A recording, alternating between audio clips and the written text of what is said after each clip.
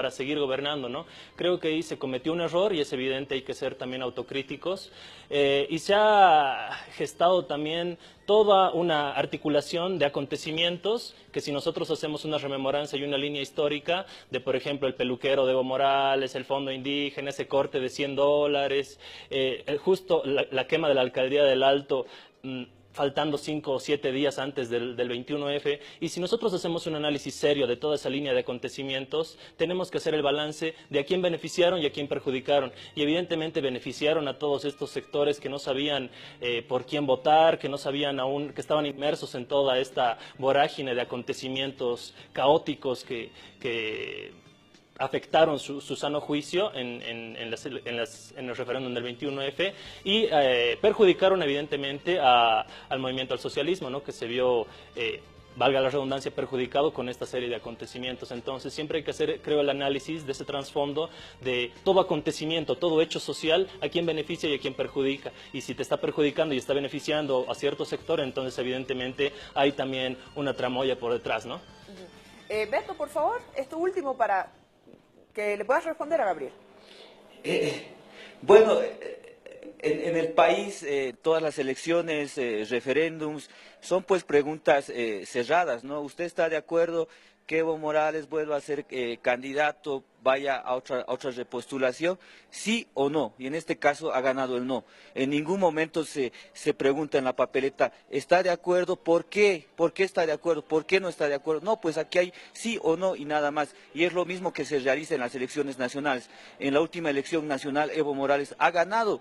Y nosotros en ningún momento hemos dicho que por esto ha ganado, que por el otro. Hemos respetado el voto ciudadano y hemos dejado que el presidente gobierne el país desde el momento que ha sido elegido en las urnas. Y ahora que el no ha ganado, vienen a echar la culpa a terceros, empiezan a hablar que hubo guerra sucia y demás. Acá lo cierto es que lo que se ve se anota, y el no ha ganado con un 51.3% el 2016. Y en ese sentido, les recomiendo acá a Gabriel que sean pues buenos perdedores. Han perdido en cancha y ahora quieren borrar eso en mesa.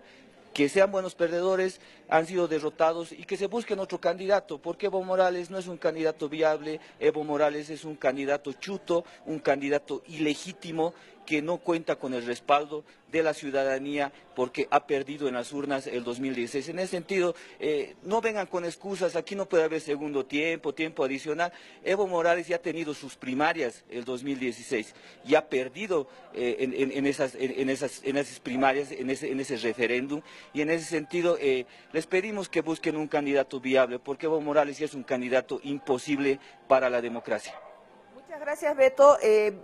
Nosotros no te despedimos porque queremos que escuches la respuesta de Gabriel. Adelante.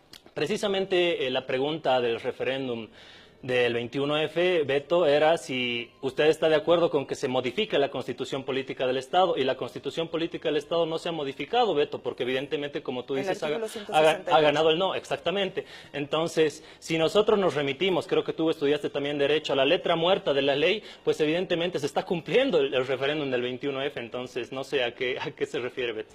Bueno, muchísimas gracias, Beto Astorga. Gracias, Alejandra. Nosotros volvemos con usted cuando la información así lo requiera. Hasta el próximo contacto, Jimena. Hasta luego. Muchísimas gracias.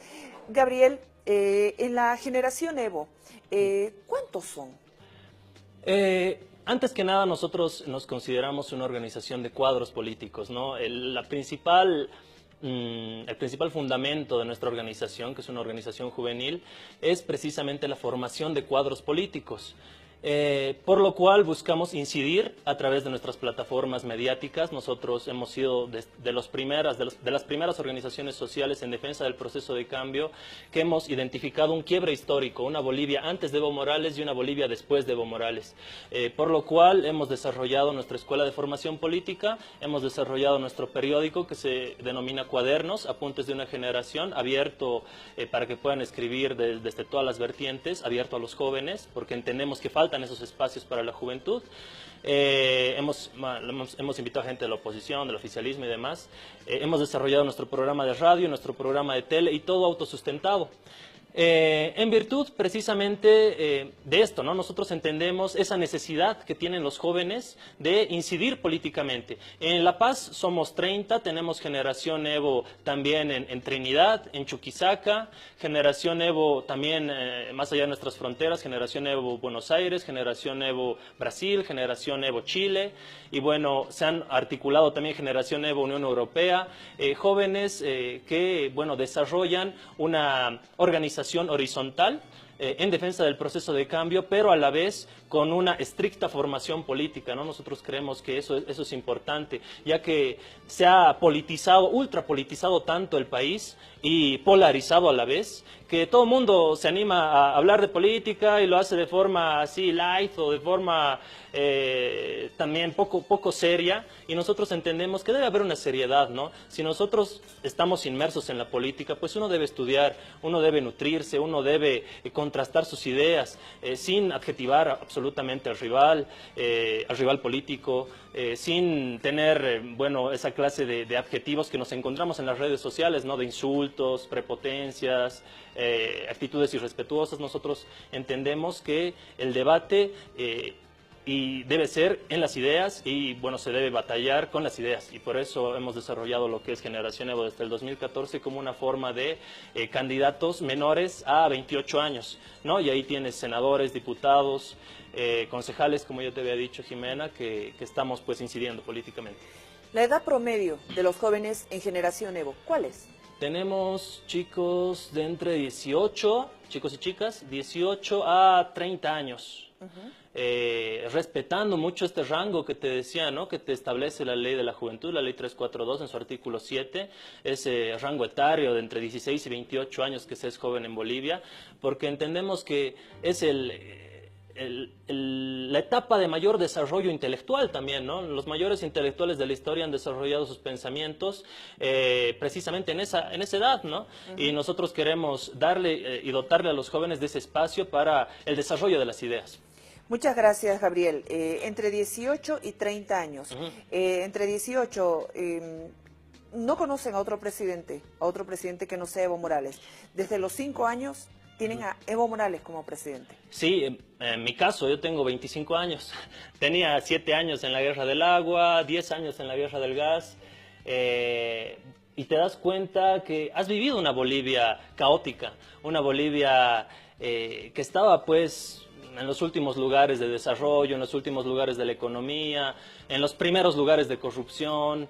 La gente salía de Bolivia y le daba vergüenza decir que era boliviano, ¿no? Nuestra bandera se confundía con una bandera africana, y bueno, creemos que a partir de la emergencia de los movimientos sociales, ahí tienes la Marcha por la Vida de los 90, tienes la Guerra del Agua, la Guerra del Gas, la ascensión del presidente Evo Morales, los movimientos sociales, y nosotros como jóvenes universitarios de la ciudad, entendemos que debemos apoyar este sujeto histórico y político, ¿no? Y el sujeto histórico y político es el indígena originario campesino, encarnado por Evo Morales. Nosotros como jóvenes, intelectuales, universitarios, estamos apoyando a ese sujeto histórico y político. Tenemos muy claro de que Evo Morales encarna a la mayoría de los bolivianos, ¿no? Que no son pues, como se decía, salían las mises de Santa Cruz y decían, es que yo vivo en la Bolivia en la que somos blancos y hablamos inglés y somos altos, ¿no?